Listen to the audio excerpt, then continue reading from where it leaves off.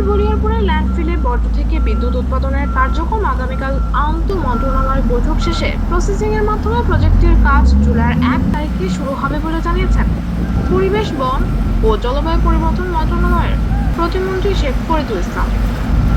দুপুরে সাভারের বলিয়ারপুরের ল্যান্ডফিল পরিদর্শন শেষে সাংবাদিকদের সাথে আলাপকালে তিনি একথা জানান। এ সময় তিনি আরো বলেন, কিছু জটিলতার কারণে এতদিন এ কাজ বৈঠক ছিল। এখন নতুন সরকার এসেছে, নতুন সরকার শীঘ্রই সব প্রসেসিং শেষে কাজ শুরু করবে, যাতে করে ময়লার দুর্গন্ধ থেকে মানুষ বাঁচতে পারে। ঢাকা আরিচা মহাসড়কে ময়লার ভাগাড়ে পরিণত হয়েছে।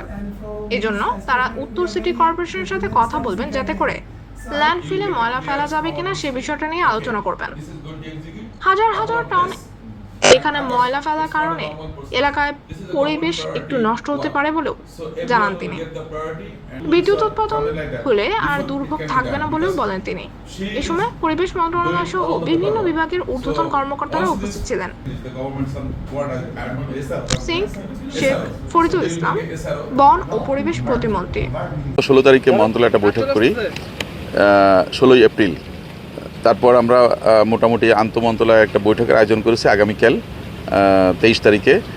এখানে আমাদের এই বিধিমালা নিয়ে কিছু ব্যাপার আছে, কারণ এখানে 2021 সালে একটা আমাদের বিধিমালা ছিল, কঠিন বর্জ্য নিয়ন্ত্রণ বিধিমালা, আরেকটা ছিল 2022 সালে আমাদের বায়ু দূষণ বিধিমালা।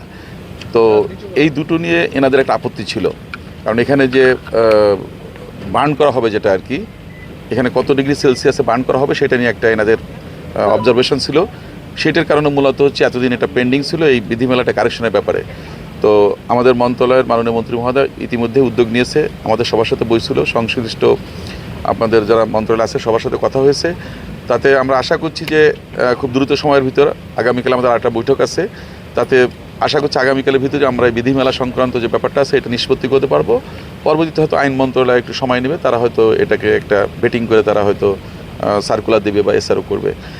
আর এখানে এসে আমি যেটা বুঝলাম সেটা হচ্ছে যে এখন এনাদের পার্ট কাজ কমপ্লিট করা আছে, ল্যান্ড ফিলিং সহ কিছু কাজ, বাকিটা আমাদের বিধিমালা নিয়ে আগামীকাল যদি আমরা ওকে করতে পারি তাহলে ওনারা একটা টার্গেট নিয়ে কাজ শুরু করবে।